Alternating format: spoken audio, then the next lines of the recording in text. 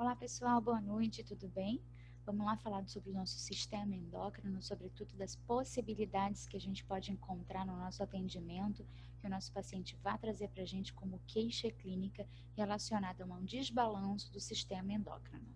Então vamos começar falando desse sistema que é riquíssimo, que complementa o que a gente falou na aula passada sobre o sistema neurológico, que são estímulos elétricos que o nosso corpo tem através dos neurônios. Agora a gente vai falar sobre os estímulos que são químicos, então a gente precisa tanto do estímulo químico quanto do estímulo elétrico.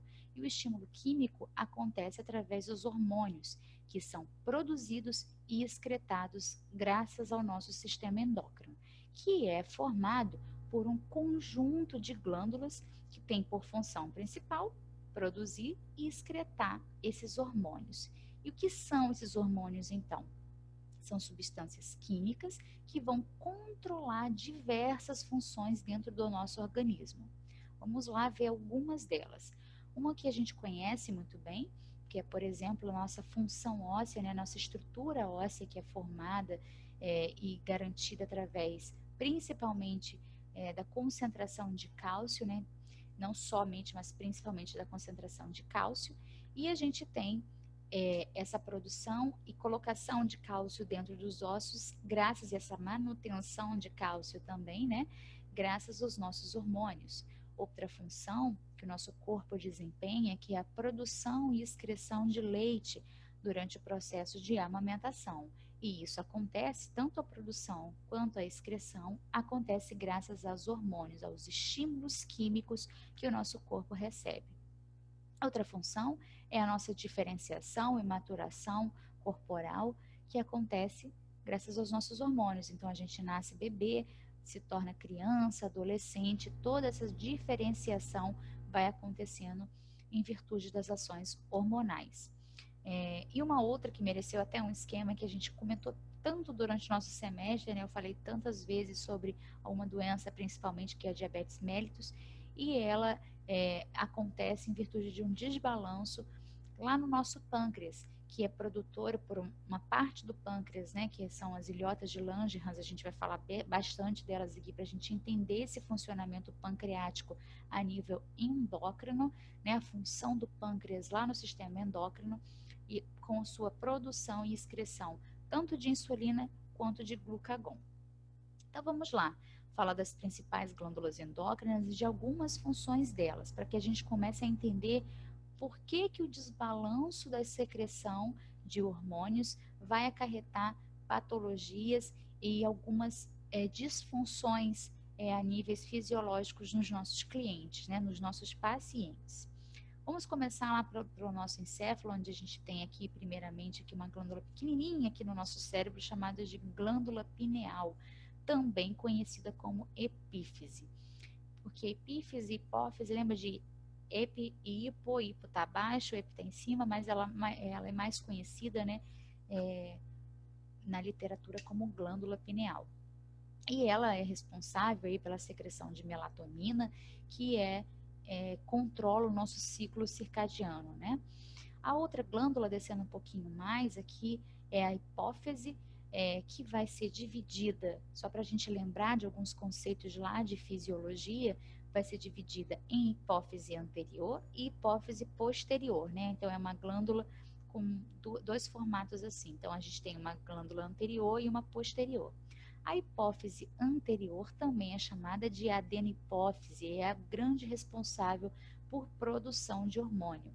E a hipófise posterior, que é a neurohipófise, que é responsável pelo recebimento e excreção de hormônios vindos lá do hipotálamo. O hipotálamo não está aqui nesse esquema, mas o hipotálamo é responsável, por exemplo, pela produção de dois hormônios, que é a ocitocina e o ADH. Então, a ocitocina está vinculada lá na contração uterina durante o trabalho de parto e também na contração muscular durante a excreção do leite materno também. Então, além da contração uterina no trabalho de parto, no pós-parto, a concentração de ocitocina é importantíssima para a contração uterina e redução desse órgão, né, muscular, para riscos diminuídos de sangramento. Então, é algo que quem estiver atuando lá na saúde da mulher, lá na obstetrícia, lá na sala de parto, tem que ficar super atento a essa redução do tamanho de útero, porque se esse útero não reduz, esse útero tem uma parada de redução, existe um risco muito grande de sangramento, inclusive de óbito dessas mulheres, ok? Então, a concentração de ocitocina que vai vir lá do hipotálamo, então o hipotálamo produz ocitocina e manda ele lá para a neurohipófise, que é a hipófise posterior. Além de produzir ocitocina, o hipotálamo também é responsável pela produção do ADH, que também é conhecido como a vasopressina, né? É um hormônio conhecido também na literatura como vasopressina. Inclusive, é um hormônio que já foi sintetizado, ou seja, já existe medicamentos para fazer essa função do ADH. E essa vasopressina, ela tem uma função muito importante, que ela é um hormônio antidiurético. O que que esse hormônio faz? O que que o ADH, o que que a vasopressina faz? A vasopressina é responsável pelo aumento da absorção de água nos nossos rins, né? Então, se ele aumenta a absorção de água, o que que a gente tem como consequência? Um aumento da pressão arterial. Então, ele é responsável por esse controle de absorção de água para que a gente tenha um controle da pressão arterial. E, inclusive, uma das condições onde os pacientes com um desbalanço dessa secreção de vasopressina, né, desse hormônio, acabam por desenvolver uma doença chamada diabetes insípidos, que é o que acontece? Existe um desbalanço tão grande, onde esse paciente, ao invés de ter, ele começa a absorver uma quantidade muito grande de água, e aí ele começa também a excretar uma quantidade muito grande de líquido. Então, esse paciente com diabetes insípidos, ele tem um débito urinário muito grande, ele urina muito mais, chega a urinar cerca de 15 litros por dia. E claro que se urina bastante, ele também vai sentir muita sede. Diabetes insípidos, então, é uma disfunção lá na secreção do hipotálamo. Toda vez que vocês encontrarem um paciente com diabetes insípidos ou souberem que o seu paciente teve um trauma a nível craniano que afetou o hipotálamo, você já vai saber quais são os possíveis riscos que o seu paciente vai cursar. Então, vamos lá, vamos seguir. Falamos da hipófise posterior, né, que é responsável por receber, captar esses hormônios vindo lá do hipotálamo, e a hipófise anterior, que é a grande produtora de hormônios. Então, quando a gente estiver falando de hormônios produzidos pela hipófise, nós estamos falando da hipófise anterior. A hipófise posterior, ela vai receber hormônios produzidos lá no hipotálamo e vai excretar no momento certo.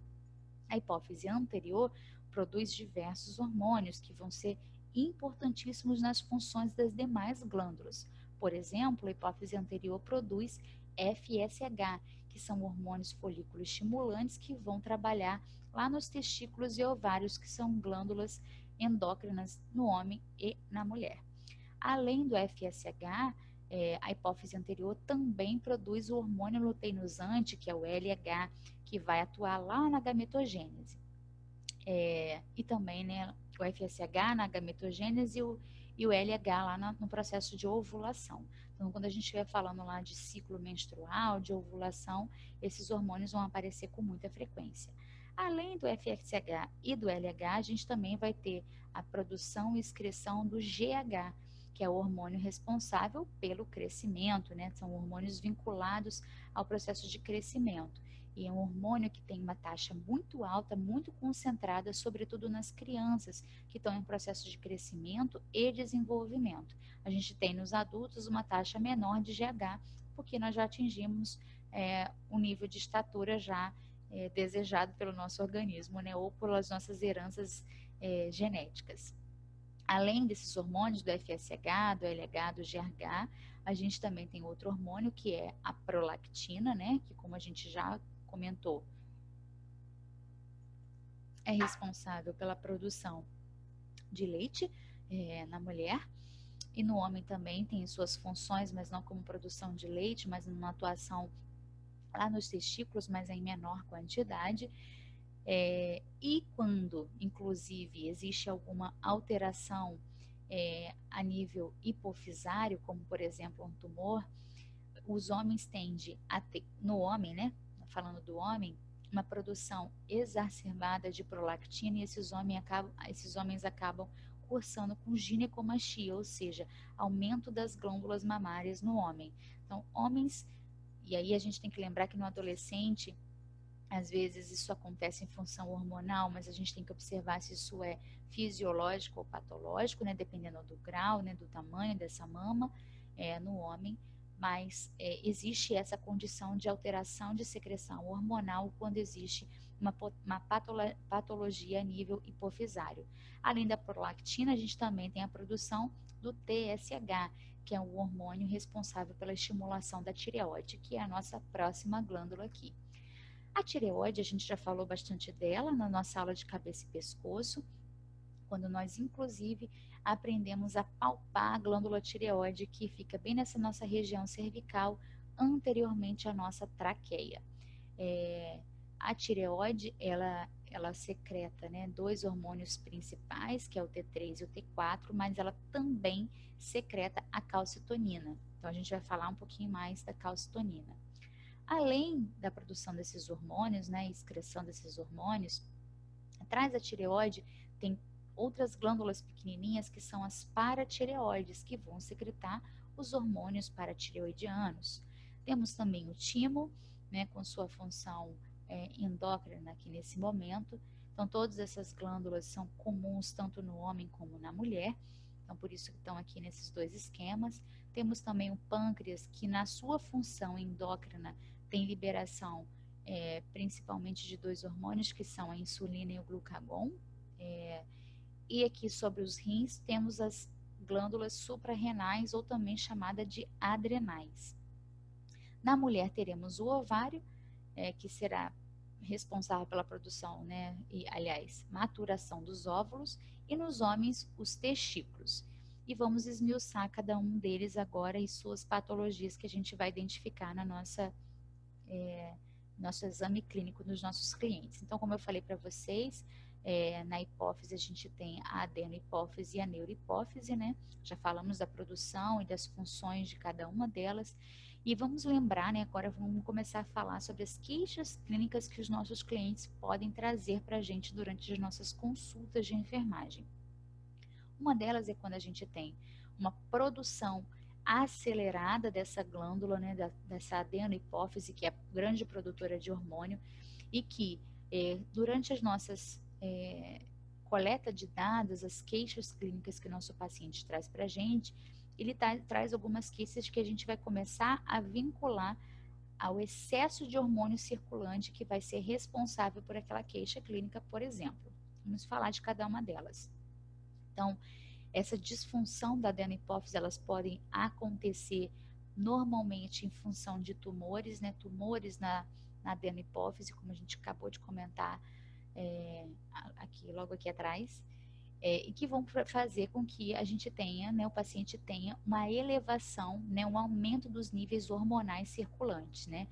Os hormônios mais comuns envolvidos, né, nesse processo é o GH, né, que é o hormônio do crescimento, que vai causar aí o gigantismo. Então, quando a gente tem um hiperpituitarismo, ou seja, um aumento da excreção de hormônios pela hipófise, ou também conhecida como glândula pituitária, por isso pituitarismo. Ainda um excesso de hormônios que poderão causar, por exemplo, a doença de Cushing, que eu vou mostrar para vocês. O TSH, que é aquele hormônio que vai estimular lá a tireoide, e o paciente que tem um estímulo acelerado da tireoide, né, um estímulo além daquilo que é normal, daquilo que é comum e daquilo que é necessário para ele, ele vai desenvolver uma patologia chamada hipertireoidismo. Quando ele tem um excesso de secreção de LH e de FSH também. Assim como pode evoluir a partir de tumores, né, o hiperpituitarismo, a gente também pode ter condições de hipofunção nessas glândulas, né, nesses hormônios. E a diminuição de secreção desses hormônios também vai levar a uma diminuição de estímulo dessas outras glândulas que precisam desses hormônios para funcionar. Então, se a gente falou que o excesso de secreção de GH vai causar o gigantismo, a diminuição do GH pode causar, por exemplo, o nanismo.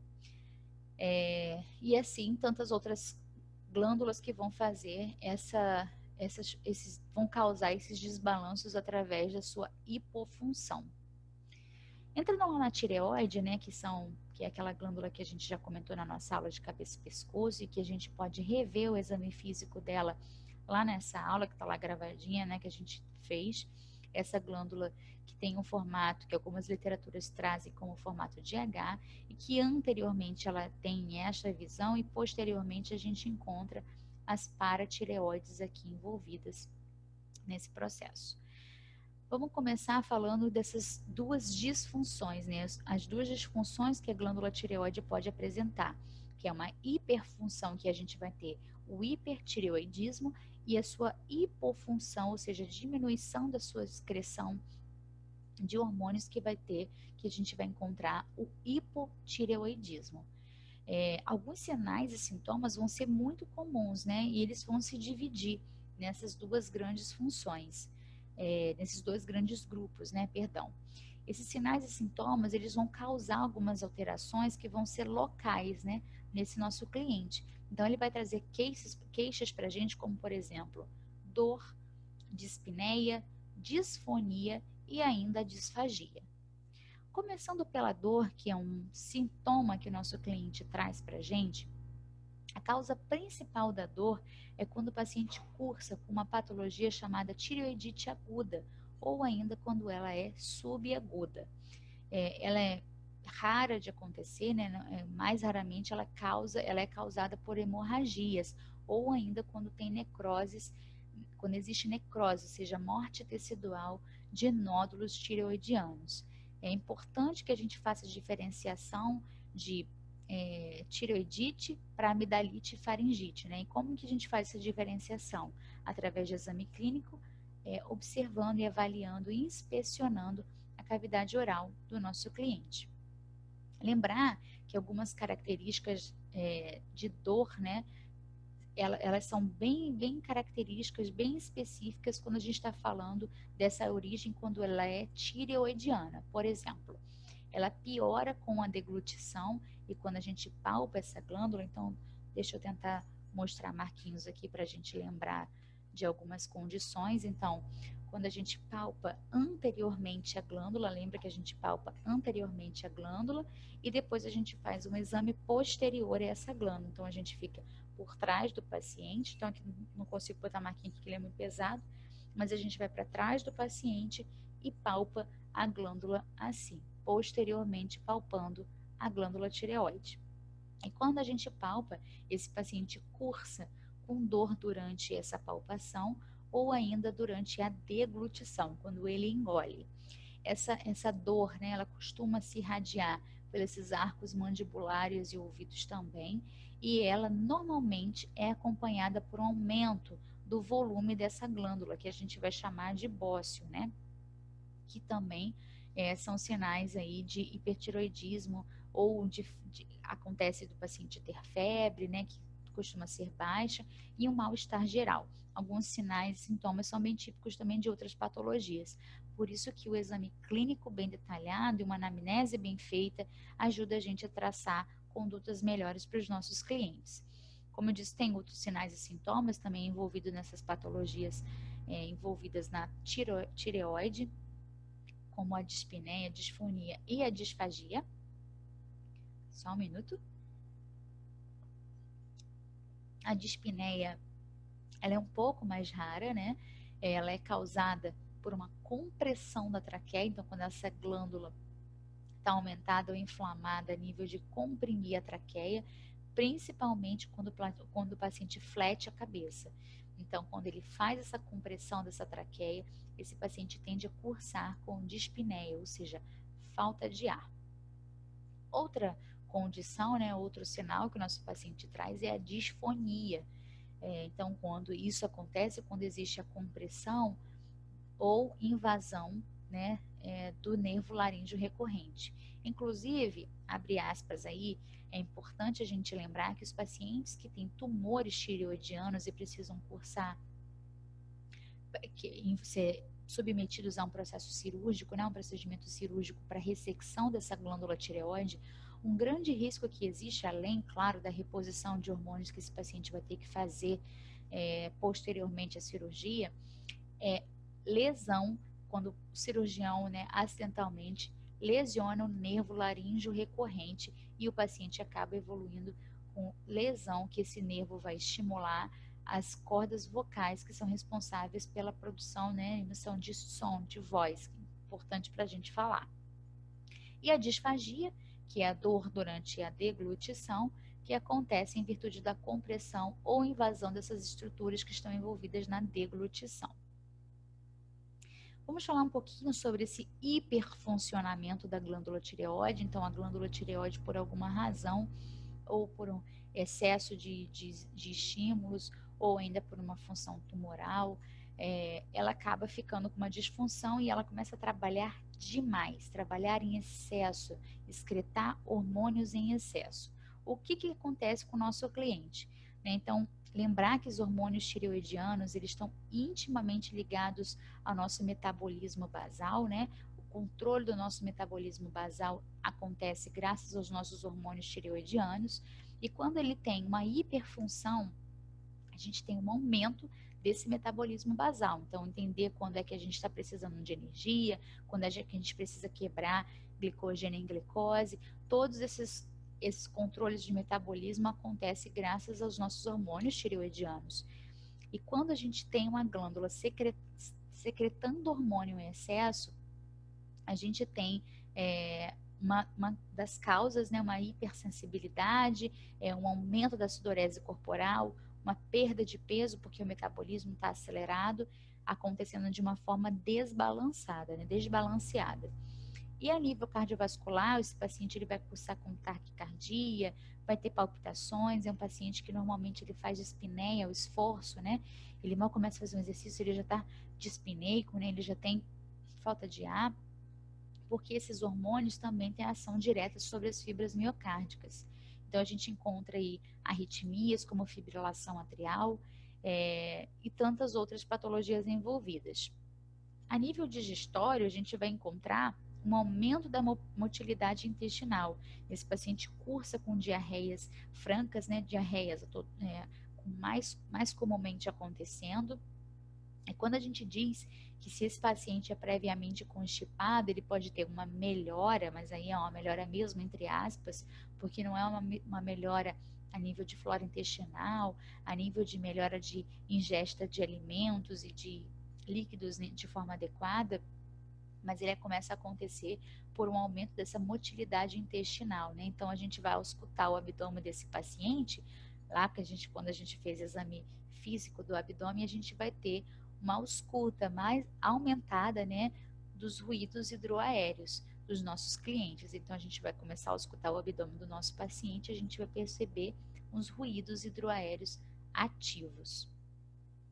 A nível reprodutor, né, no sistema reprodutor, nas mulheres, a gente vai ter aí alterações da menstruação, o aumento dessa velocidade, dessa metabolização desses esteroides, né, que são esses hormônios, e essas mulheres, elas tendem a cursar com amenorreia, né, distúrbios nesse processo menstrual.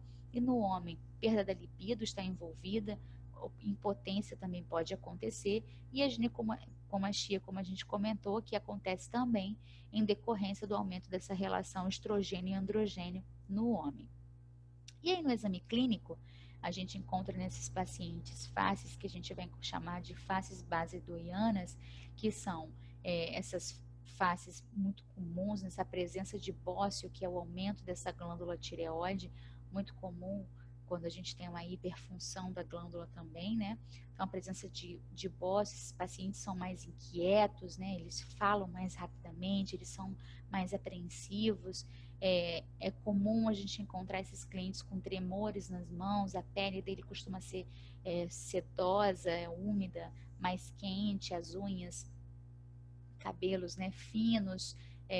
E aí a gente tem também um acúmulo de gordura retroorbitário. Por isso que o paciente desenvolve essa condição aqui chamada de exoftalmia, né?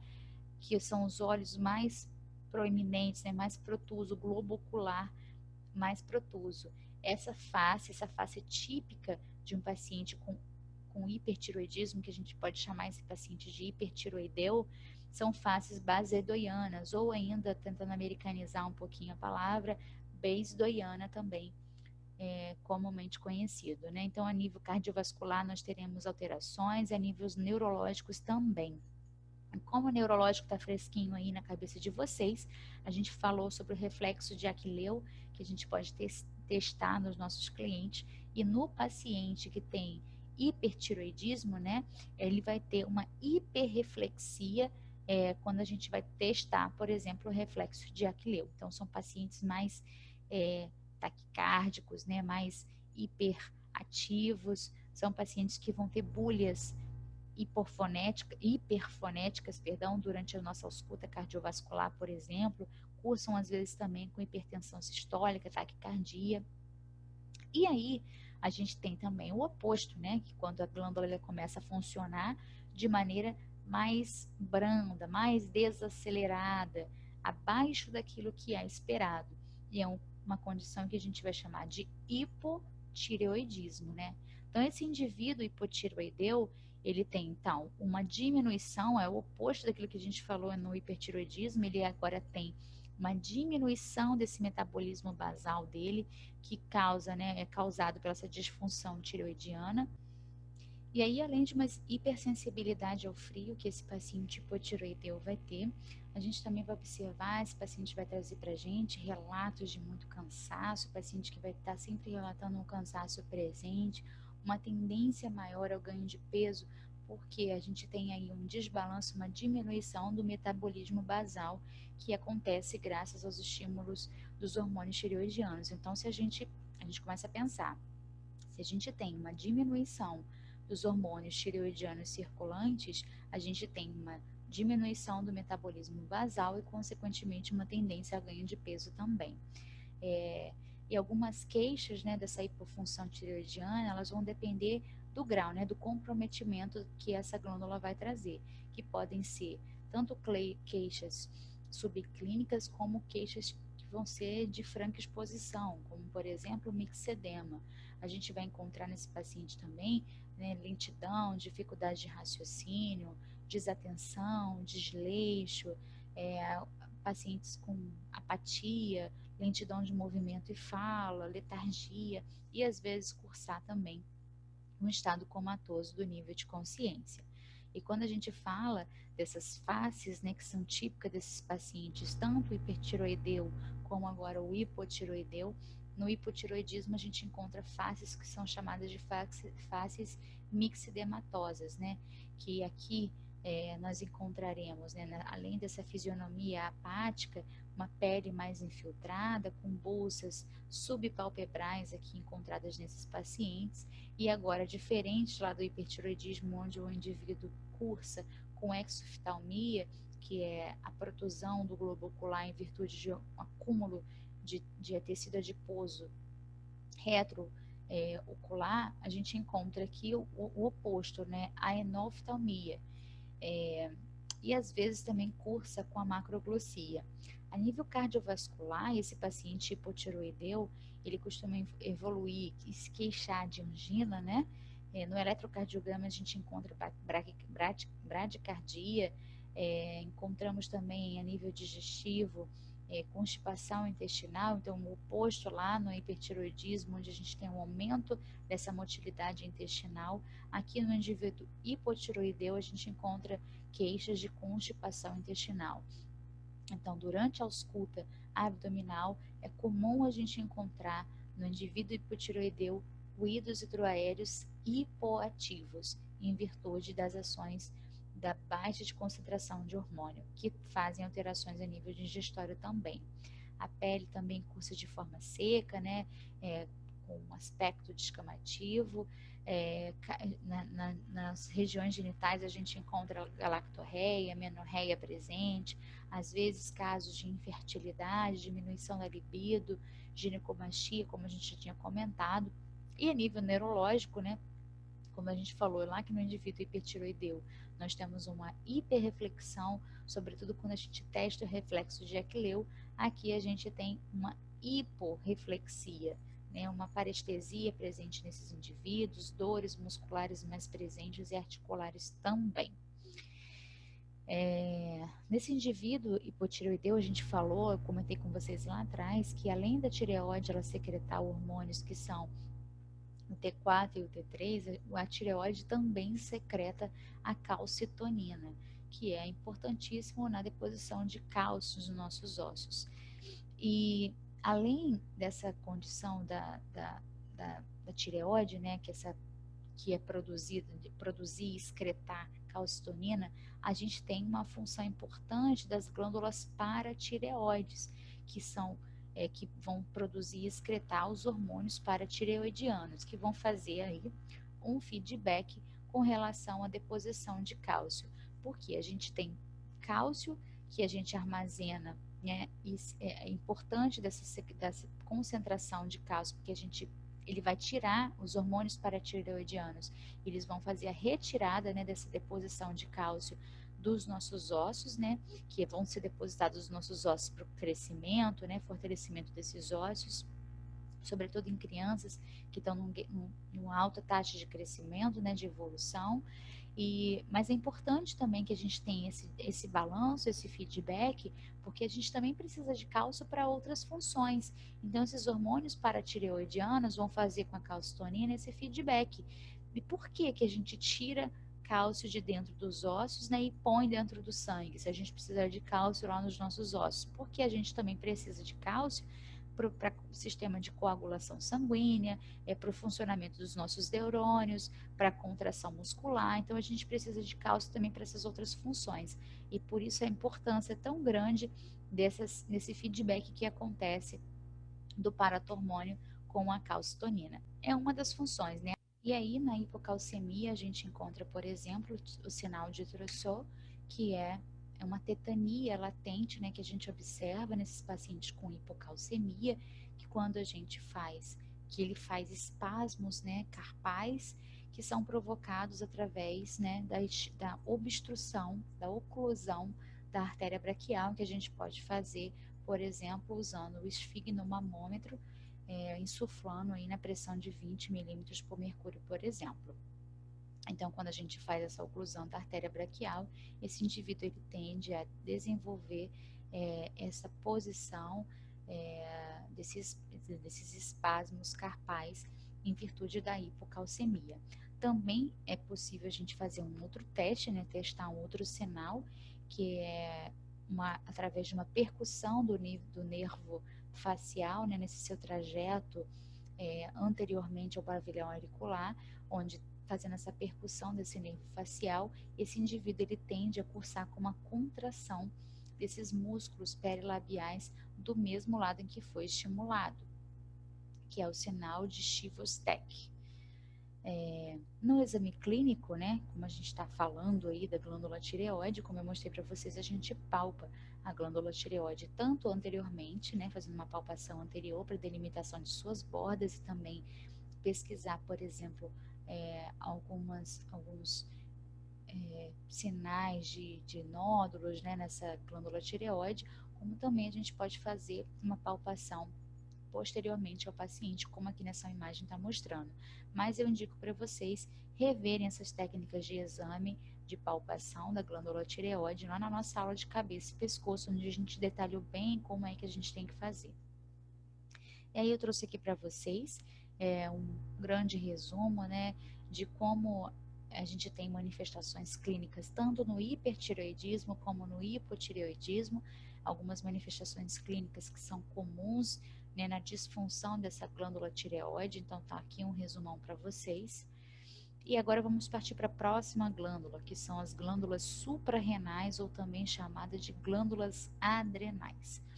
As glândulas adrenais são glândulas que vão ficar ali sobre o rim, né, como na imagem mostra, bem facinho aqui para a gente entender. Então, o rim e aí a glândula suprarrenal ou adrenal, localizada nessa sua porção superior. E essa glândula suprarrenal, ela ainda vai se dividir em duas funções, né, que são secreções de hormônios, mas ela tem a porção medular e a porção cortical também. A córtex da glândula adrenal, ela vai ser responsável, a córtex dela, né, a parte superior dela, assim, externa, vamos dizer assim, né, porque a gente tem a parte medular, que é a parte mais interna, e o córtex também, assim como a gente tem lá no encéfalo também. Então, a parte cortical da glândula adrenal vai ser responsável pela produção dos androgênios, né? E também responsável pelos mineralocorticoides, também sódio e potássio aí envolvido na produção dessas glândulas suprarrenais. E os glicocorticoides, né, que vão ser importantes lá na produção do cortisol, e também a produção através da medula dos principais hormônios envolvidos aí nessa função dessa glândula, que são a epinefrina, né, mais comumente conhecida como adrenalina, e a norepinefrina também. Atua, né, principalmente sobre o sistema nervoso simpático, né, e tem essas secreções importantes desses hormônios, como eu acabei de citar, o mineralocorticoide, também tem essas alterações de concentração de íons, né, e dessa regulação importantíssima para a gente. Então, todas essas regulações de sódio, potássio, fósforo, a gente vai ter envolvidos aí nessas glândulas através da excreção de hormônios através das glândulas suprarrenais. Lembrando que o cortisol, né, também é um hormônio importantíssimo para a gente, que vai fazer, atua também no sistema luto-fuga que a gente precisa para sobreviver, mas em excesso, né, de estimulação de cortisol, a gente tende a cursar com taquicardia, e é importante que a gente saiba que o excesso do cortisol, então também não é benéfico para o nosso funcionamento fisiológico, porque imaginem vocês, estar em taquicardia o tempo inteiro não é saudável, né? Tanto para suas funções cardiovasculares, como também porque a gente pensa que o indivíduo taquicárdico o tempo inteiro estimulado, ele pode desenvolver também outros problemas, como por exemplo úlceras gástricas, desenvolver problemas de pele, como acne, por exemplo, e tantos outros. E como eu falei para vocês, ia trazer para vocês uma face da síndrome típica da síndrome de Cushing, que cursa com algumas alopécias, sobretudo alopécias temporais, aumento de pelos pelo corpo, presença de acne, né, obesidade central nessa região, né, central, abdominal, e aí também fraqueza muscular, osteoporose, muito comum nessa síndrome. E aqui mais detalhadamente, a doença de Edson, que é uma doença envolvida no no caso, diminuição do nível de cortisol, né, ou também chamada de síndrome de Edson, que cursa com astenia e fadiga, muito comum nessa patologia. Náuseas e vômitos também são sinais clínicos e sintomas clínicos que a gente vai identificar nas nossas anamneses, né, durante os nossos exames. Diarreia também muito comum, dores abdominais, diminuição da libido e também impotência um dos relatos que os nossos clientes trazem para a gente, né? Então a gente pode observar também sinais de desidratação, porque a gente lembra que a gente vai ter alteração lá de sódio e potássio envolvido graças a essas ações hormonais. Então, se a gente tem uma diminuição desses hormônios, a gente também tende a ter células mais desidratadas, hipotensão ortostática, né, que é quando a gente levanta com mais rapidez, tende a cursar e a gente faz uma hipotensão em virtude dessa alteração de postura, e uma hiperpigmentação da pele mucosa, muito tipicamente encontrado na doença de Edson.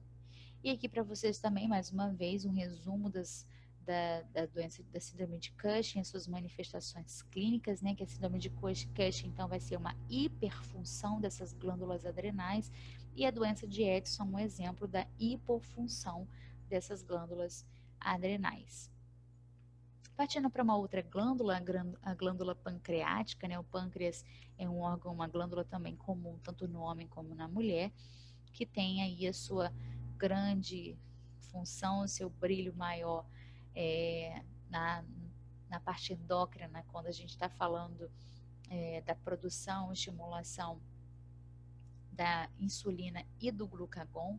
Então, lembrar para vocês como funciona esse sistema. Então, a gente ingere o alimento, né? Então, a gente se alimenta e aí, por isso, a gente tem uma alta taxa de glicose no nosso organismo, né? Isso faz com que a gente estimule as células betas lá das nossas ilhotas de Langerhans. Lembra que as ilhotas de Langerhans são as porções endócrinas do nosso pâncreas. E ele tem tanto as células alfas, que são as produtoras de glucagon, como as células betas, que são as produtoras de insulina. Então, essas altas taxas de glicose, né, dos alimentos que a gente ingere, ela estimula a célula beta, que é responsável pela produção de insulina, a produzir insulina. E a insulina faz o quê? Pega esse alimento, transforma, né, parte dele em glicogênio e armazena esse glicogênio, né, a forma da glicose que vai ser armazenada, sobretudo nessas células a nível hepático. Quando a gente começa a ter uma queda da taxa de glicose, o que nosso organismo faz? O que nosso pâncreas faz? Agora, ao invés de estimular a célula beta, ele inibe a célula beta e vai estimular a célula alfa. Para fazer o que? A célula alfa vai liberar glucagon. E o que o glucagon faz? Pega esse glicogênio e quebra ele e libera em glicose na nossa corrente sanguínea. Isso é vital para o funcionamento, né? A gente precisa dessa energia para o funcionamento dos nossos órgãos e esse balanço, esse feedback também é feito através da insulina e do glucagon. Como eu falei para vocês, né, a parte pancreática que é responsável pela essa secreção de hormônios são as ilhotas de Langerhans, e a insulina ela é importantíssima nessa atuação, que é o transporte de glicose através dessas membranas celulares. Ela tem um aumento, né, da intensidade do metabolismo da glicose, ela faz esse aumento, né, a presença da insulina, e ela também lembrar que nos indivíduos com diabetes agora mellitus, né, ao invés de insípidos, como eu comentei com vocês no início da aula, cursa principalmente com a ausência ou a diminuição de insulina circulante. Então a gente começa a pensar, o indivíduo com diabetes, o que acontece? Ele não tem essa produção, né, essa excreção de insulina de forma adequada para pegar a glicose, o glicogênio, no caso, quebrar em glicose e colocar nas nossas células, né? Então, esse indivíduo, ele tem uma concentração muito alta de glicose circulante, né? Porque ele não pega essa glicose e transforma ela em glicogênio para armazenar nas nossas células, sobretudo nas células hepáticas, né? Na forma de glicogênio. Então, se a gente não acontece isso, a gente não tem esse transporte de glicose que acontece graças à ação da insulina, não tem porque ele tem ou uma diminuição por conta de uma diabetes tipo 2, por exemplo, ou ela tem uma disfunção quando o indivíduo já nasce com a diabetes, que é a diabetes tipo 1, e aí ele tem uma concentração muito alta de glicose nessa corrente sanguínea. O que a água faz? Ela tende a ir em direção a essa concentração maior. Por isso esse indivíduo tem um sangue mais concentrado e por isso mellitus, né? Porque vem de mel, mellitus porque tem uma concentração muito grande de glicose circulante. Então por isso esse indivíduo também, então o termo diabetes está vinculado à eliminação de urina. Então por isso tem a diabetes insípidos, como eu comentei para vocês, e a diabetes mellitus agora, tá bom? E o glucagon, que também é produzido, né, lá nas ilhotas de Langerhans, que foi o médico alemão, se eu não me engano, que descobriu essa função endócrina do pâncreas. Ele é responsável, no caso aqui, pelo contrário, né, pela quebra do glicogênio que está lá armazenado nas células hepáticas, transformando ele em glicose e colocando ele na nossa corrente sanguínea para a nossa produção de energia, né, de ATP, fundamental, vital para o nosso funcionamento corporal.